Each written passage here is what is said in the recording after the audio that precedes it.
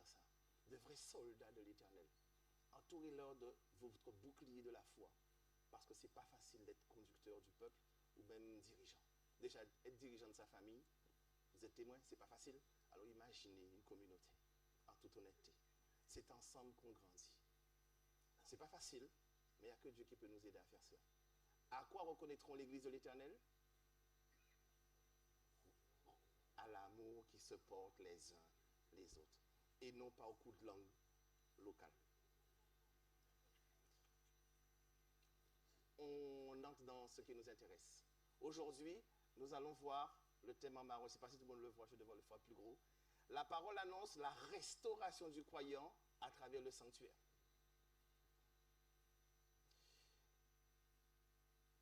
Diapo suivant. Le sanctuaire. Vous êtes au fait du sanctuaire, mes amis? Simplement levez la main. Est-ce que vous êtes au fait du sanctuaire?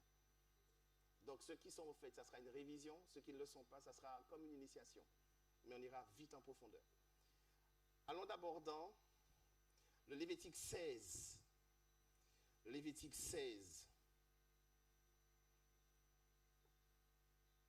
Vous savez que lorsqu'ils entraient dans le premier appartement du sanctuaire, alors déjà, lorsque Jésus a... Je dis Jésus, vous savez que c'est Jésus qui parlait dans l'Ancien Testament? Très bien. Lorsque Jésus a dit à Moïse, monte, fais selon le modèle qui est dans le ciel.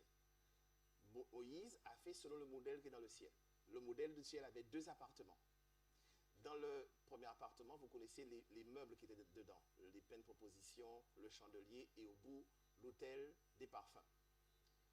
Oui, tu peux avancer, je crois que j'ai une diapositive. Voilà. Il y avait, quand on entre dans le premier appartement, il y a les peines propositions sur la droite. Il y en avait 6 de chaque côté. Le chandelier a 7 branches. Et rappelez-vous, il faisait complètement obscur dans le sanctuaire. Il n'y avait aucune lumière sauf la lumière du chandelier. Donc aucune lumière extérieure, aucune lumière du monde. Il n'y a que l'Éternel qui allumait le chandelier. Donc la seule lumière qui était autorisée, la lumière de l'Éternel. Vous comprenez ça? Pourquoi il faisait obscur à l'intérieur? Afin que rien d'étranger ne puisse y rentrer. Donc si quelqu'un y rentrait, c'est parce qu'il avait déjà la lumière de l'Éternel dans son cœur. Vous vous souvenez, lorsque les 2 fils ont emmené un feu étranger, ça ne venait pas du sanctuaire. Ils ont été terrassés là même. Donc ça veut dire que l'Éternel ne joue pas dans le passé, il ne joue pas dans le présent parce qu'il ne change pas. Regardez, quand le pénitent entre dans le sanctuaire, il accepte la croix de Jésus qui est l'autel des sacrifices. Quand il est dans le premier appartement, c'est pour faire le pardon des péchés. Mais il est en contact avec la première chose sur sa droite, qu'est-ce qu'il trouve? La parole. Vrai? Et quand sous l'influence de l'esprit, il étudie la parole pour comprendre les promesses de l'Éternel et qu'il a compris ce qui s'est passé dans la parole et il prend ce qui est dans la parole pour lui, qu'est-ce qu'il va faire avec l'autel, avec le meuble qui se trouve à l'extrémité? Il va à l'autel des parfums. L'autel des parfums, c'est quoi? La prière. Qu'est-ce qu'il va dire dans cette prière?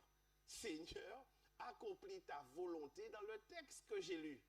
Car je veux les bénédictions liées à ce texte que j'ai lu. La prière est fondée sur quoi? Sur la parole de l'Éternel. Et non pas pour Seigneur, tu as vu que j'ai besoin d'une voiture. Seigneur, tu as vu que mon compte est en dépassement. L'Éternel entend ces prières-là. Vrai? Tu as vu que je suis tout seul. J'ai besoin de mari. J'ai besoin d'une femme. L'Éternel est-il aveugle? C'est lui qui vous a fait.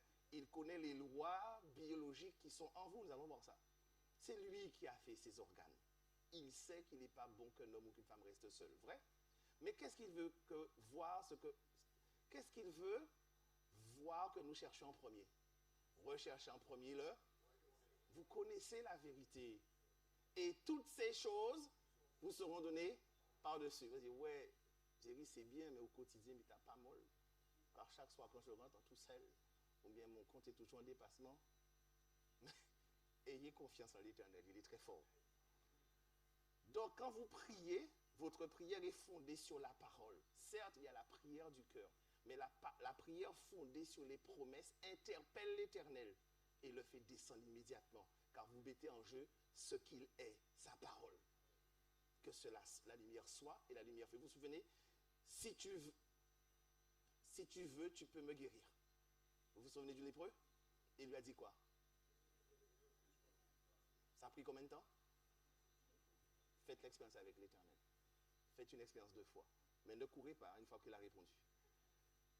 Ensuite, ça c'était une période. La deuxième période, le souverain sacrificateur entrait une seule fois dans le lieu très saint. C'était à quelle période? Au Yom Kippour, le jour des expiations, le 7e jour du 10e mois. Très bien, c'est là que nous allons prêter l'attention. Et ça se passe en une journée. Nous allons voir ça de près. Ça va pour la mise à jour? Nous allons nous diriger sur la période des expiations. On y va. Au fait, l'expiation était faite pour qui?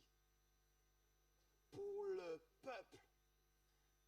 Vous l'avez dit, pour l'Église, pour la nation de Dieu. Donc, si l'expiation était faite pour le peuple, quand il recevait une convocation solennelle, qui venait? L'enfant, le bébé, le vieillard, la femme, tout le monde, même les animaux domestiques. Tout le monde était convoqué, car quand la trompette sonnait, nul ne restait dans sa maison. Tous accouraient où?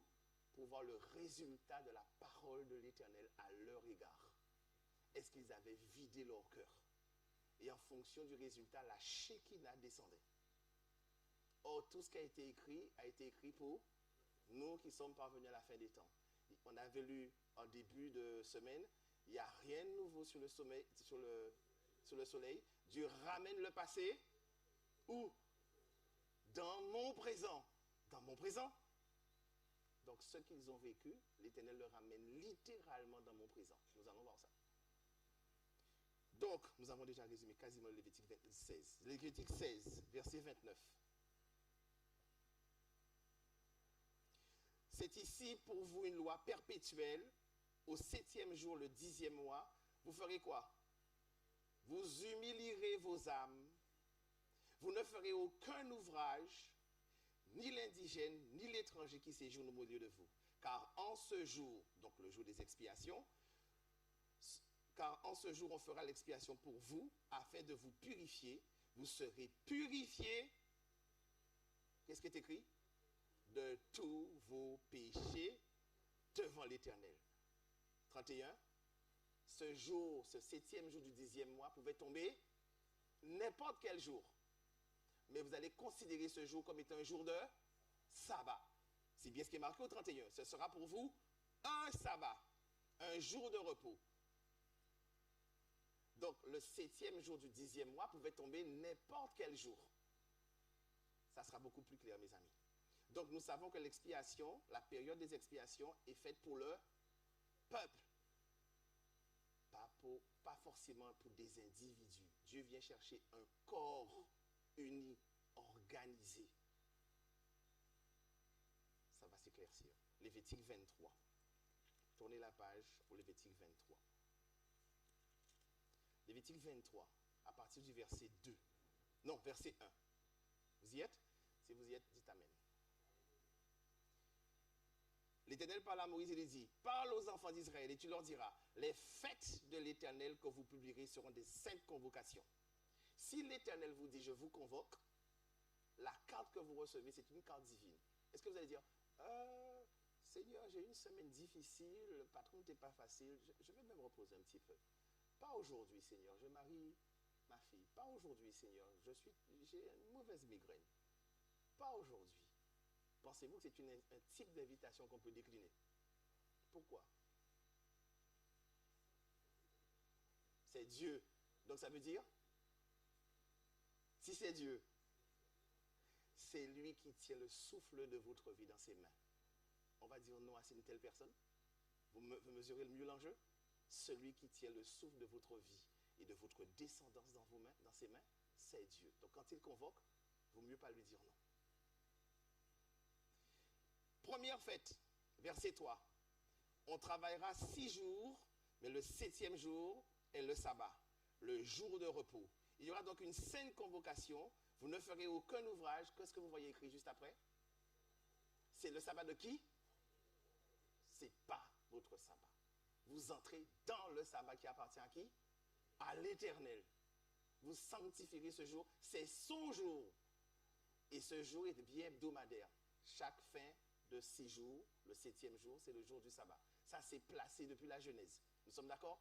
Depuis Genèse 1, fin de Genèse 1, début de Genèse 2, l'Éternel mit à part un jour qu'il sanctifia. Ça, c'est une institution. Nous sommes d'accord, mes amis? C'est très important, cette remarque. Maintenant, voici les fêtes. Et pour aller aux fêtes, nous allons tout de suite au verset 27. Qu'est-il écrit au verset 27? Le 10e jour de ce 7e mois, ce sera le jour des expiations. Donc, quand ils arrivent au 7e jour du 10e mois, ils arrivent dans une journée spéciale. Vrai? C'est le jour des expiations. Le souverain sacrificateur entre dans le lieu très saint. Vous devez donc humilier vos âmes, offrir à l'Éternel des sacrifices consumés par le feu. Vous ne ferez aucun ouvrage ce jour-là, car c'est le jour des expiations où doit être faite pour vous l'expiation devant l'Éternel. Toute personne qui ne s'humiliera pas sera quoi? S'il ne s'humilie pas, c'est que son orgueil est bien plus grand que lui. Or, il ne peut pas présenter son orgueil devant l'Éternel. Donc, il se posera comme un Dieu. L'Éternel le retranchera. 2, verset 30. Toute personne qui fera ce jour-là un autre ouvrage que ce que l'Éternel a prévu le jour du sabbat, qu'est-ce qui lui arrive? Je le détruirai. Ça vous sonne pas un truc comme la fin des temps qui nous attend? L'Éternel retranchera tous ceux qui n'ont pas observé ses commandements, tous ceux qui lui ont rejeté sa parole. Ils les mettront à part, là où il y a des cris et des graissements dedans. Et verset 32, ce jour des expiations sera pour vous un sabbat, un jour de repos, et vous humilierez vos âmes. Très bien, très bien. Le cadre est fixé. Maintenant, descendons dans les profondeurs. Quand est-ce que Jésus est passé dans le lieu très saint? Le 22 octobre 44. Jésus, c'est le souverain sacrificateur par excellence. Donc, s'il est entré dans le lieu très saint, c'est pour y faire quoi? L'expiation. Au jour dans l'Ancien Testament, c'était le jour qui tombait, était considéré comme un sabbat. Et au fil de la journée, quand la Shekinah descendait, le peuple était pur et saint. Vrai? Jusqu'au prochain cycle. Notre Sauveur est entré dans le lieu très saint en 44. Donc, ça veut dire que depuis 44, nous sommes dans le jour des expiations.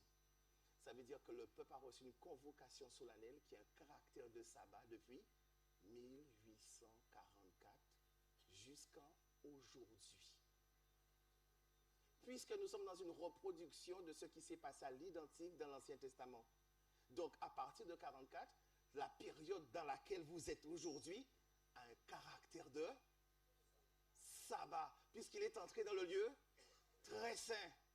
Or, si une période a un caractère de sabbat, donc tous qui sont nés ici, vous êtes nés dans une atmosphère de sabbat. Donc, ça veut dire que durant le sabbat, pendant toute votre vie, vous avez connu Dieu, qu'est-ce que vous devriez faire? Le jour du sabbat, qu'est-ce que vous ne faites pas? Vos yeux ne sont pas sur la télé, regardant les choses du monde. Vrai? Vous ne mangez pas n'importe quoi. Vrai? Vous n'allez pas n'importe où le jour du sabbat. Vrai? Or, c'est une vie que je vis. Une vie qui a les caractéristiques du sabbat. Nous savons que le vrai sabbat de Dieu, c'est le samedi, vrai? Mais nous vivons quelle période depuis 44? La période des expiations, où Dieu est en train de préparer un peuple, le purifier, le rendre pur, parce qu'il est entré, il a accepté une convocation solennelle. Donc, il est dans une période de sabbat. Est-ce que vous comprenez ce que je dis? La période dans laquelle il vit correspond à une convocation sérieuse. Tous ceux qui sont nés dans cette période ont accepté une convocation solennelle. Tout ce qu'ils font, regardent, touchent, ne doit pas déplaire à l'Éternel. Et s'ils ont accepté Jésus, maître du sabbat, c'est qu'ils deviennent eux-mêmes une source de repos dans leur travail, sur la route, partout où ils sont. Parce que non seulement ils sont conscients qu'ils vivent une vie droite et loyale devant Dieu, mais ils arrivent le jour du sabbat, le samedi, pour rendre Dieu gloire, pour faire d'eux ce qu'ils sont. Ce sont de bons serviteurs. Parce qu'ils savent dans quelle période ils sont. Nous sommes dans la période la plus grave de l'histoire de l'humanité. Après le lieu très saint, il n'y a pas d'autre lieu.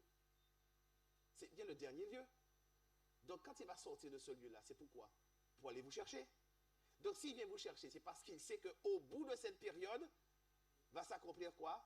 Christ en nous, l'espérance de la gloire. Donc toute cette période sert à quoi? À défricher un champ nouveau, à circoncire notre cœur, afin que chaque sabbat, l'Éternel nous purifie de toute souillure. Non pas fixer le... Vous comprenez maintenant quand Dieu dit, ne regardez pas le monde. Vous n'êtes pas du monde. Sortez du milieu de mon peuple. Mais pourquoi? Parce que vous êtes saints et vous êtes dans une période solennelle et grave. Vous comprenez mieux la situation? Ce n'est pas n'importe quelle période que nous vivons depuis 44. Parce qu'il est dans un espace, tout ce qu'il fait dans le ciel a un lien direct avec tous ceux qui sont le corps, le temple de Dieu. Ne savez-vous pas que votre corps est le temple de l'esprit où il désire habiter? Or, si l'esprit travaille pour la purification et travaille dans la purification, tout ce que Jésus fait là a une incidence directe sur moi, puisque je suis supposé garder la parole dans mon cœur afin de ne... Et comment je fais ça si ce n'est pas en étroite relation avec l'activité de Jésus dans le lieu très saint? Vous comprenez maintenant? Donc ça veut dire que tout ce que je fais est grave. Vous mesurez, mes amis? Tout ce que je fais, c'est pas dire pourquoi est-ce que l'Éternel... Non, c'est pas ça, mais c'est comprendre dans quelle atmosphère, dans quelle opportunité, dans quelle situation les gens de l'Ancien Testament et du Nouveau Testament ont désiré vivre ce que vous vivez aujourd'hui. Comment Jésus va transformer des cœurs à l'image et faire des milliers de Jésus en caractère. Pourquoi ils sont conscients du temps? Il faut racheter le temps. Ils sont conscients que l'Éternel est en train de travailler dans leur cœur. Ils sont conscients que l'Éternel envoie son esprit. Mais pourquoi? Pour que le peuple puisse se redresser, savoir où il doit marcher et savoir que devant lui vont se dérouler des événements graves. Et pour qu'il puisse être scellé, il faut qu'il puisse être transformé lui-même, afin que lorsqu'il ira dire aux autres, voilà ce qui va arriver, ils vont croire, non pas parce qu'ils le disent, ils vont croire parce qu'ils voient sur votre visage la gloire de Dieu. Parce que vous avez fait attention à l'époque, au temps dans lequel vous vivez. Ce n'est pas n'importe quel temps pour vivre comme des païens qui n'ont pas connu Dieu et qui vivent selon la convoitise de leur cœur. Le païen ne sait pas l'époque, mais vous connaissez le système merveilleux du sanctuaire. Vous savez qui est entré en 1844. Donc s'il est entré en 44 jusqu'à aujourd'hui, que fait-il? Quelque chose de saint. Donc quelle doit être ma vie pour tous ceux qui sont nés dans cette période jusqu'à aujourd'hui? Elle doit être sainte. Donc je dois arrêter la vie spirituelle en chiclette que j'ai. Je dois l'arrêter quand? Demain?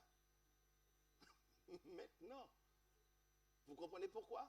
Car l'ange inscripteur inscrit tout ce qui se passe dans votre cœur maintenant. Vous savez qu'il y a un ange inscripteur? C'est de bonne guerre. Dieu sait tout. C'est pourquoi quand vous dites quelque chose, allez demander pardon tout de suite, puisque dans le livre est inscrit, Misaïdio. Oui, mais il a dit, il s'est pardonné. Il a dit pardon.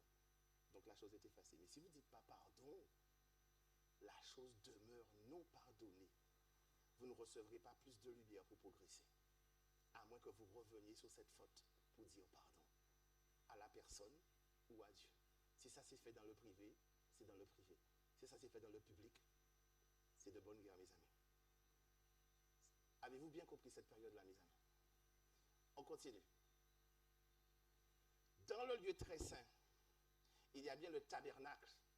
Et dans le tabernacle, qu'est-ce qu'il y a? La loi de Dieu. Dans le tabernacle ici. Là, on s'est marqué le lieu très saint, c'est le tabernacle. Et quand on lève le couvercle, il y a la loi de Dieu dedans, les 10 commandements. Il y avait 3 choses dedans. Les 10 commandements, la manne et la verge d'Aaron. La manne symbolise bien le pain qui sort du ciel. Mais la manne symbolise bien aussi la réforme sanitaire. Parce qu'il fallait bien déprogrammer le peuple de Dieu qui avait passé des années dans l'Égypte à manger le vivano, le chartreux, le colombo, en Égypte. Nous sommes d'accord? Et les plats hyper épicés. Ah, pour vous, ça ne sort pas d'Égypte. Bon. Non, je vous taquine. C'est pour vous dire que, mais derrière ça, il y a quelque chose. Je vous attends au tournant. C'est pour vous dire que la réforme alimentaire est quelque chose de très important. puisque dans la réforme alimentaire, Dieu nous donne un système pour que lorsque nous nous mettions en œuvre dans cette réforme, vous puissiez entendre la voix de Dieu clairement. Car ce qu'on mange alimente soit le spirituel, soit la chair. Il y a des aliments qui sont de nature à attiser les désirs, parce que ça agit sur le cerveau.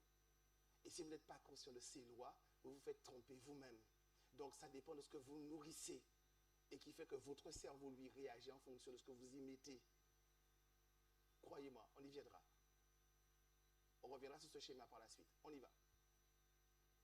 Donc, les Lévites entraient matin, midi et soir dans le premier appartement. Jésus-Christ, vous l'avez vu, il s'est déplacé, il est dans le lieu très saint depuis 1844. Continue.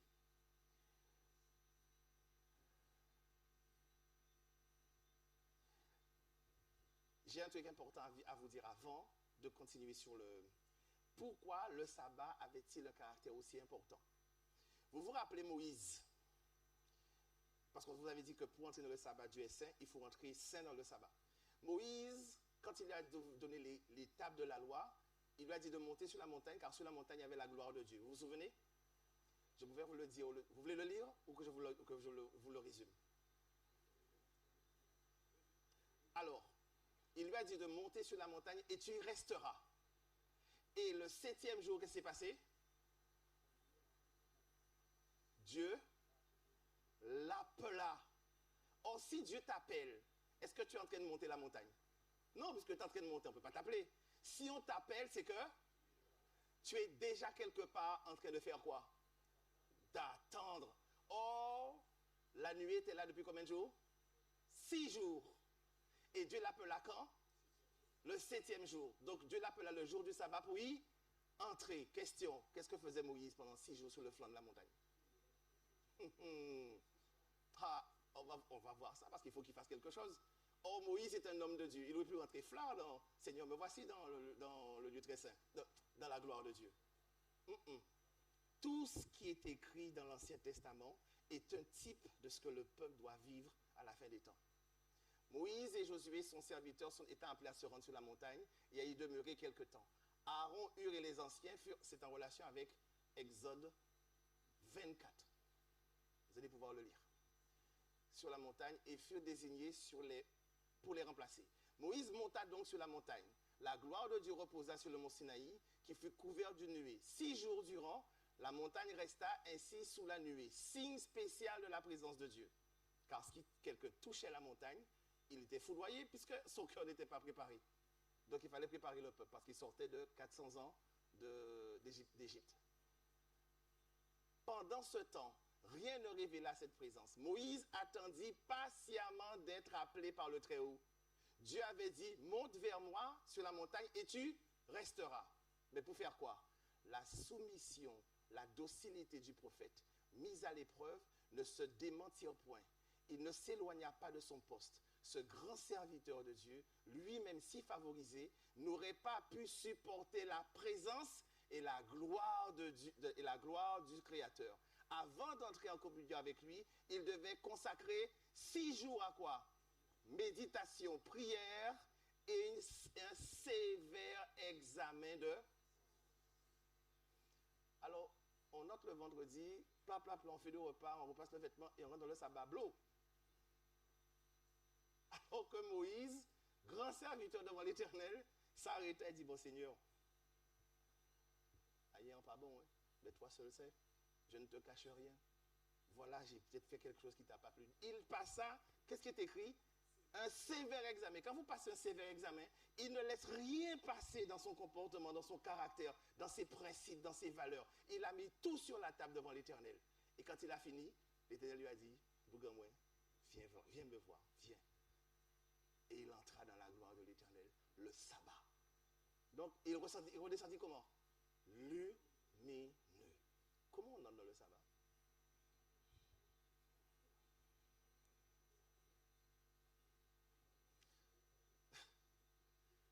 Et il faut qu'on soit scellé du sabbat pour qu'on puisse supporter la loi du dimanche et dire aux autres, Arwan, nous, au roi, au pharaon, au préfet, au président, nous n'obéirons pas à ta voix. Au contraire, nous allons enseigner aux autres comment se libérer d'une fausse loi, alors que nous sommes nous-mêmes en chiclette aujourd'hui dans la pratique du sabbat. Vous comprenez à quelle distance nous sommes? et ce qu'il nous reste à faire. Est-ce que l'Éternel est fort? Notre Dieu est merveilleux. Tout ce qui a été écrit pour tous ceux qui vivent aujourd'hui. Ça leur sert d'exemple, afin que dans leur cœur naisse l'espérance. 1 Corinthiens 10, 11, Romains 5, 5. Ça va, mes amis? Donc, c'est pour vous dire la valeur du sabbat qui va arriver et tous les sabbats qui vont arriver. Faites attention là où vous mettez les pieds, car l'Esprit de l'Éternel y est. Or, si l'Esprit de l'Éternel est là dans cet espace-temps du vendredi au samedi soir, entrez avec un cœur pur que vous avez préparé la veille ou les autres jours de la semaine, afin que vous bénéficiez de la bénédiction de l'Esprit ce jour et que vous repartiez chargé pour les 6 autres jours. Or, si l'Éternel vous nettoie chaque sabbat, normalement à la fin de l'année, ou à un moment donné, vous allez devenir quoi? Pur. Puisque le sabbat est un agent de sanctification. Puisque Dieu l'a sanctifié, l'a mis à part. Or, si le repos est dans votre cœur, vous êtes sanctifié et mis à part pour un service sacré. Donc, ce n'est pas possible que vous soyez différent le jour du sabbat, du lundi au vendredi, sachant que vous vivez dans une période qui a un caractère de sabbat. On continue. Le Lévitique 23 nous dit le 10e jour du 7e mois, je dois contrôler le temps. Le 10e jour du 7e mois, on doit faire 3 choses. C'est quoi les 3 choses? Humilier son âme, offrir les sacrifices consumés par le feu et ne faire aucun ouvrage. Si on ne fait pas ça, on est éliminé ou détruit. Nous sommes d'accord, mes amis? Lévitique 23. Nous sommes bien d'accord, mes amis? Nous continuons. On avait lu ça, tu peux continuer. Qu'est-ce que ça veut dire humilier son âme? Humilier son âme. Le dictionnaire Webster's, alors le dictionnaire Webster's, c'est un dictionnaire que j'utilise beaucoup. C'est un dictionnaire américain. En fait, il est en anglais. Mais il y a ce qu'on appelle sur le web une application qui s'appelle DeepL, DEEPL.com. Il a une puissance de traduction. C'est le plus puissant moteur de traduction qui existe. Vous pouvez lui donner un texte, un chapitre, un livre, il vous le traduit one time, et dans un français impeccable. Donc, tous les livres que vous voyez en anglais ou en espagnol, vous n'avez plus d'excuses. Vous n'avez plus d'excuses. Donc, tous les livres de l'Esprit prophétique qui sont dans les pays qui sont en anglais, vous avez accès. Dieu est très fort. Dans la technologie, il permet de mettre des moyens pour ses serviteurs afin qu'ils puissent avoir les moyens de traduire dans sa langue naturelle ce qui est donné dans d'autres langues. Car en français, nous avons très peu de choses. Mais en anglais, il y a une richesse infinie.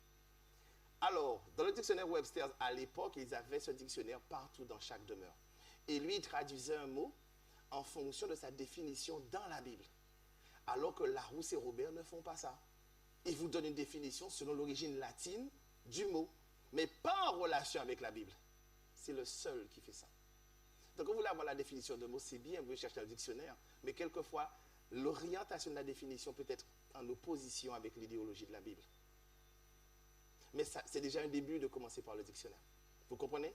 Mais quand vous évoluez, vous devez pouvoir avoir un instrument qui vous permet de travailler. Puisque les fondateurs, ils ont utilisé ce dictionnaire, puisqu'il était au 19e siècle.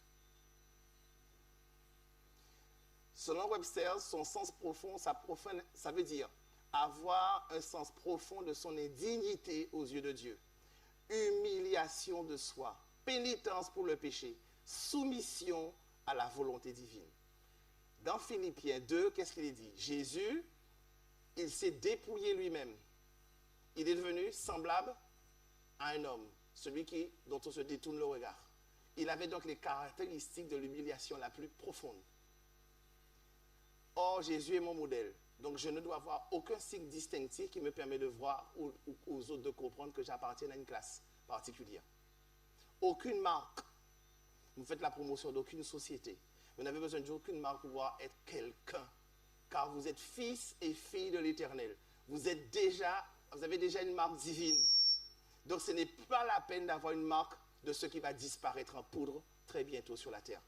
Ne vous faites pas la promotion de sociétés dont vous ne connaissez pas les fondations qui sont peut-être depuis l'Égypte. Je ne vous dis pas plus. Et ensuite, l'Éternel a toujours abaissé l'orgueil des rois des nations qui se sont mis et ont frappé leur poitrine devant l'Éternel. L'Éternel a jeté leur orgueil dans la poussière. Donc c'est s'humilier, c'est reconnaître que seul Dieu est Dieu et sans Dieu je ne peux rien faire. Oui, c'est ce que se trouve à l'opposé, dans le petit encadré en rouge. Tu peux continuer. Oui, tu peux continuer encore. Vas-y. Donc dans le Lévitique 23, on nous dit qu'il y a 3 conditions pour recevoir l'esprit, pour que la Shekinah puisse descendre sur le peuple. Le peuple devait humilier son âme, offrir des sacrifices d'expiation et ne faire aucun ouvrage. Donc nous sommes en train de voir humilier son âme. Et l'humilier son âme dans le Lévitique 23 a pour pendant dans le Nouveau Testament, si vous voulez me suivre, vous ne devez pas avoir quoi? La convoitise des yeux, la convoitise de la chair et l'orgueil de la vie. Ce sont des phrases génériques, mais qui concernent les mêmes choses qui sont dans le Lévitique. Ce sont les mêmes choses, les mêmes reproches. Humilier vos âmes, c'est quoi donc? C'est l'état d'esprit qui rabaisse sa propre estime et qui se considère sans mérite tout en élevant l'autre. Petit clin d'œil. Il y a toujours eu des programmes qui vont... Ah, Seigneur. Il y a toujours des programmes qui vont relever l'estime de soi. Faites très attention. L'Éternel jette l'estime de soi. Si vous avez une estime, c'est parce que la parole de vie vit dans votre cœur. Car tellement votre estime n'existe pas, vous êtes mort. Nous ne sommes pas morts vivants. Quelle estime mort peut-il réclamer? En le pensant bien. Quelle estime un mort peut-il réclamer? Sinon l'estime de celui qui l'a envoyé. Il est écrit, ainsi parle l'Éternel. Quelle estime les héros de la Bible avaient-ils? Sinon de parler au nom du Très-Haut. Parce qu'ils étaient morts à... L'estime de soi, c'est pour celui qui vit encore dans la chair. Comprenez-vous ça? Ça va loin cette histoire. Mais quand on est mort à soi, la seule estime qu'on a, c'est l'estime de Jésus. Et il vous donne un cœur nouveau, une nouvelle patrie, une nouvelle famille. Et si vous existez, c'est par la vie qu'il a mis en vous. Donc toutes les valeurs, le système de valeurs que vous avez, il est du ciel. Parce que vous êtes mort. Et un mort n'a plus d'estime. Est-ce que nous sommes d'accord, mes amis? Mais dire ça à d'autres personnes qui n'ont pas cette maturité, ce n'est pas toujours facile. Le comprenez-vous? L'humilité s'exerce dans une obéissance qui nous dépouille de tout ce que nous avons pour ensuite laisser Dieu nous modeler à son image. Vous voyez jusqu'où va l'humilité? On continue. Donc, Joël 2 fait sa description de l'humilité, c'est encore à peu près la même chose. L'humilier son âme à un sens profond, c'est non pas moi, mais Christ. Le psaume 115, verset 1, non pas nous, l'Éternel, non pas nous, mais ton nom qui donne gloire. Puisque si on est mort, il n'y a que l'Éternel qui nous relève. Et quand il nous relève, nous sommes devenus de nouvelles créatures. Qu'est-ce qu'un mort peut-il réclamer? Continue. Quand nous nous sentons poussés à murmurer, à censurer et à nous abandonner à l'irritation, blessant ainsi ceux qui nous entourent et faisant du mal à notre propre âme, que cette question sincère et profonde surgisse de nous. Comparaîtrait sans tache devant le trône de Dieu? Seuls ceux qui seront immaculés iront là-haut. Quand je dis ça, moi, ça me fait trembler. Seuls ceux qui sont sans tache là-dedans iront là-haut. Ceux qui ont une demi-tache, ou bien si ça a été lavé avec un détergent terrestre, ça ne sera jamais blanc. Mais le blanc de l'Éternel, le foulon de l'Éternel, le produit spécial qu'il a du ciel, est le seul capable d'enlever toute tache, son origine et sa trace. Ça n'apparaîtra plus jamais. Personne ne sera transporté au ciel avec un cœur plein d'ordures terrestres. L'esprit est dur, mes amis, mais c'est la vérité. Si cette vérité ne nous pousse pas au changement, nous serons en train de dormir du sommeil de la mort. Et rien ne pourra nous réveiller. Or, l'Éternel nous réveille par quoi? Par la puissance de la vérité. Personne ne sera transporté au ciel avec un cœur plein d'ordures terrestres. Tout défaut de caractère moral doit être remédié auparavant. Toute souillure doit être éliminée par le sang purificateur du Christ maintenant. Donc quand Dieu revient, ce n'est pas pour nous changer le caractère. C'est pour nous prendre et nous emmener au ciel. Mais nous sommes déjà vivants, Christ en nous, l'espérance de la gloire, sur terre, avant même qu'il arrive. Le peuple sera sans péché avant qu'il arrive, bien avant. Comprenez-vous cela? C'est la vérité biblique. On continue. Qu'est-ce que c'est qu'offrir des sacrifices d'expiation? Les sacrifices d'expiation, c'est quoi, mes amis? C'est votre corps. C'est votre corps que vous offrez à l'Éternel. Si votre corps est le temple de Dieu, allez-vous laisser le corps prendre des fils d'araignée? Allez-vous négliger le corps que l'Éternel vous a donné? Vous allez voir ça. Vous êtes prêts à recevoir ces vérités? Vous êtes prêts, mes amis? D'accord, on y va. Je vous invite donc, vous tous bien-aimés du Seigneur, par l'amour de Dieu, à offrir votre corps comme un sacrifice vivant, saint, agréable à Dieu, et qui sera de votre part un culte raisonnable. Ne vous conformez pas au siècle présent, mais soyez transformés par le renouvellement de l'esprit. Mais qu'est-ce que l'esprit m'enseigne à changer en moi? Continue. La violation des lois de notre corps est un péché, au même titre que la transgression du décalogue. L'une, la transgression des lois de notre corps. C'est quoi la transgression des lois de notre corps? Le sommeil. Je dois bien consacrer 8 à 9 heures de sommeil. Si je ne consacre pas 8 à 9 heures de sommeil pour restaurer mon corps, je suis en train de détruire le temple de l'Éternel. Parce que par quelle magie mon cerveau, mes cellules vont se restaurer si je diminue les heures que l'Éternel m'a données pour me réparer? Vous comprenez ça? Si je ne fais pas mes enfants respecter un quota horaire, comment vont-ils grandir et que leurs cellules se développent correctement dans leur corps et dans leur cerveau? Je suis en train de les paralyser et les rendre handicapés, des adultes handicapés alors qu'ils sont encore des enfants parce qu'ils n'ont pas suffisamment de sommeil. Ils ne peuvent rien mémoriser parce qu'ils sont aigris, ils manquent de sommeil réparateur. Quand je fais passer trop de travail avant mon devoir de famille, je suis en train d'abuser mon corps. Quand je bois des boissons toxiques, quand je bois des boissons enivrantes, quand je bois des boissons qui sont de nature à bouleverser l'équilibre de mon corps, quand je mange et je sais que ce que je mange va perturber mes organes, et à force de le manger dans les années, ça va me rendre malade. Et quel est le commandement que je transgresse? Ça me rend malade, je suis couché au CHU, je suis entre la vie et la mort. Quel commandement j'ai transgressé? Tu ne tueras point. J'ai commis un suicide en mangeant n'importe quoi, et maintenant je demande au docteur de faire un miracle. Donc je dois pouvoir reconnaître, Seigneur, j'ai péché contre toi, et j'ai fait ce qui est mal dans ton temple. Me voilà maintenant entre tes mains affectueuses, miséricorde de moi. Vous avez une meilleure vision? La violation des lois de notre être est un péché au même titre que la transgression du décalogue. En jaune, ceux qui désobéissent à la loi que Dieu a inscrite dans leur corps seront également tentés de transgresser la loi du Sinaï. Ah, je ne tue pas, je ne mens pas. Mais ce que je fais subir à mon corps est une transgression devant l'Éternel. Mes amis, l'Éternel est saint. Vous avez vu la hauteur que c'est? Il y a les 10 commandements, mais il y a les lois qui concernent le corps. Et toute transgression faite à ce corps qui est le temple de Dieu, le Saint-Esprit ne le supportera pas. C'est son habitation.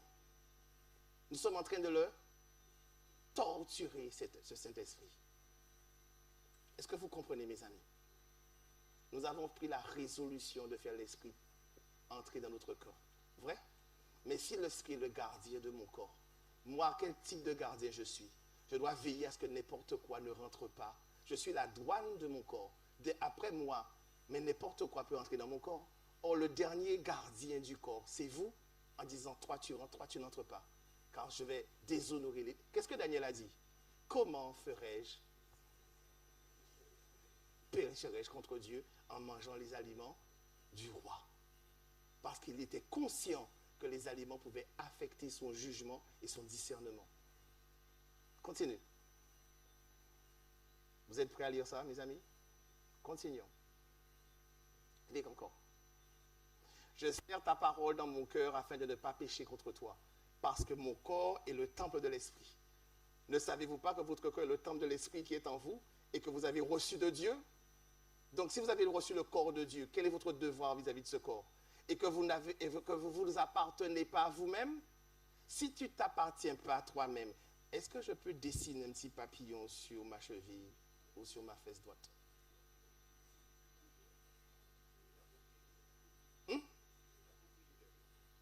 Mais nous aurons compassion pour ceux qui l'ont fait mais qui l'ignoraient.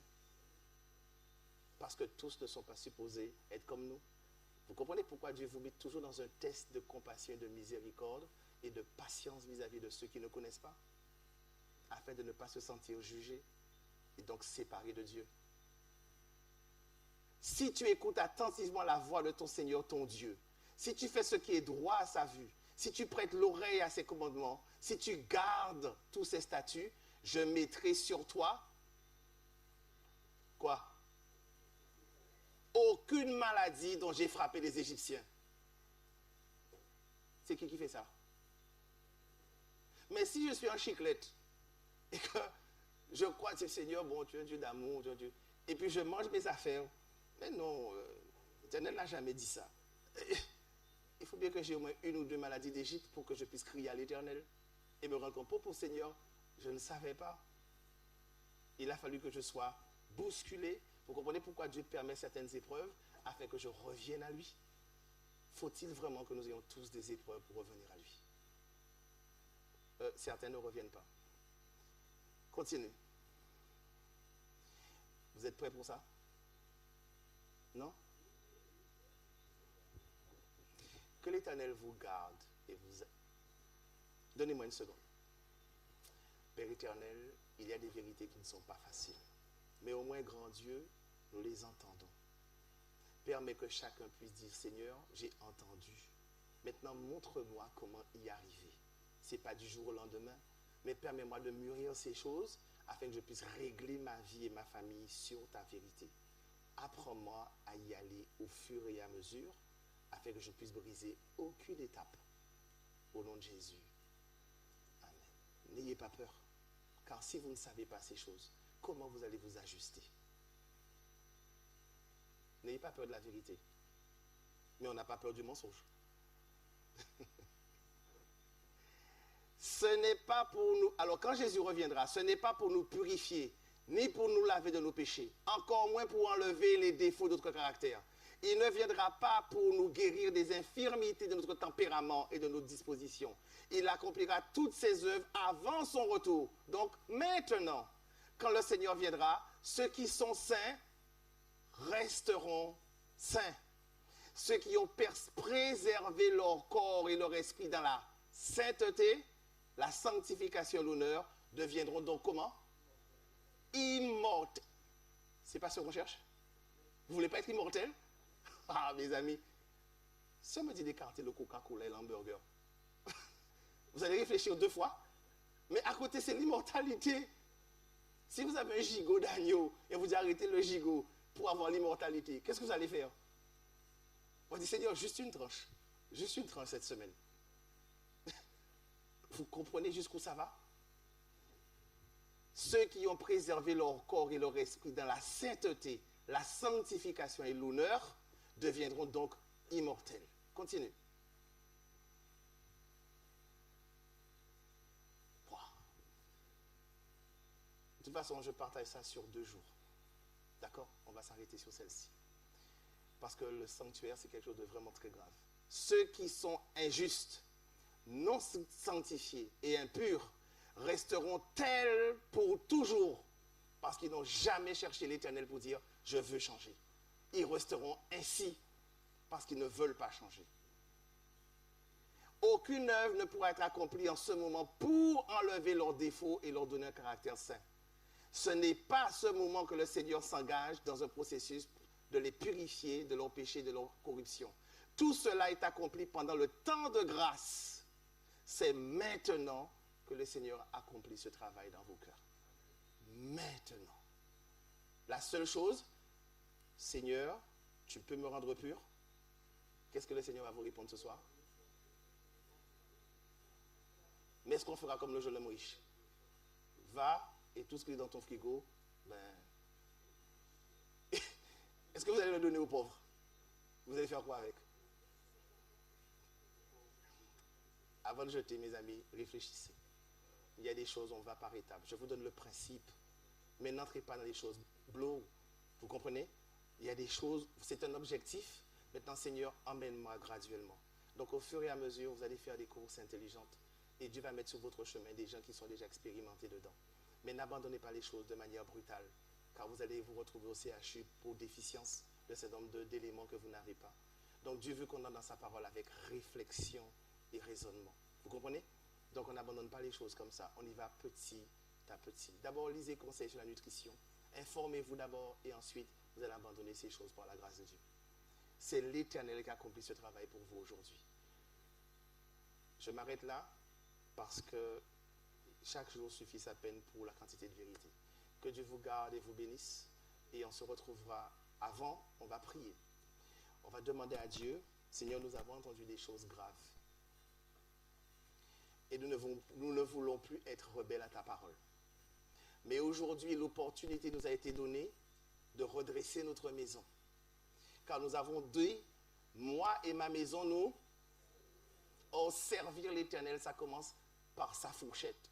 Celui qui contrôle sa fourchette contrôle sa vie. Je ne peux plus me mettre à cuisiner des choses qui m'empoisonnent et donc qui enlèvent l'esprit de mon cœur. Prions par deux, par toi, afin de demander à l'Éternel la force, la grâce et la détermination de ne plus revenir en arrière, mais de continuer le combat de l'avant, afin qu'il fasse de nous de véritables serviteurs et servantes de sa parole. Car il y a des hommes, des femmes qui meurent et qui ont besoin de votre présence et votre puissance pour pouvoir être délivrés. Donc ça commence par sa propre délivrance. Prions, mes amis. Que le Seigneur lui-même, lui le Père des Lumières, nous envoie donc son esprit en abondance, afin de fortifier notre volonté. Car ce n'est pas un esprit de timidité qu'il nous accorde, mais un esprit de force, afin de surmonter ce qui paraît impossible. Il le rendra possible à cause de notre foi. Car notre seul désir, Seigneur, c'est de te plaire, et nous voulons que tu prennes plaisir à marcher avec chacun d'entre nous. C'est pourquoi, oh Dieu, relève-nous pendant la période où l'on te trouve. Conduis chacun dans sa demeure respective. Ne permets à aucun moment que l'ennemi puisse avoir accès à aucun d'entre eux. Déjoue les plans de l'ennemi, car il n'aime pas la vérité, ni les porteurs de vérité. Mais ramène chacun d'entre nous afin que nous puissions grandir ensemble dans la vérité pendant toute cette semaine. Ce sont ces bénédictions que nous te demandons pour chacun d'entre nous. Merci Seigneur pour ta parole. Merci pour ton esprit. Au nom de Jésus. Amen.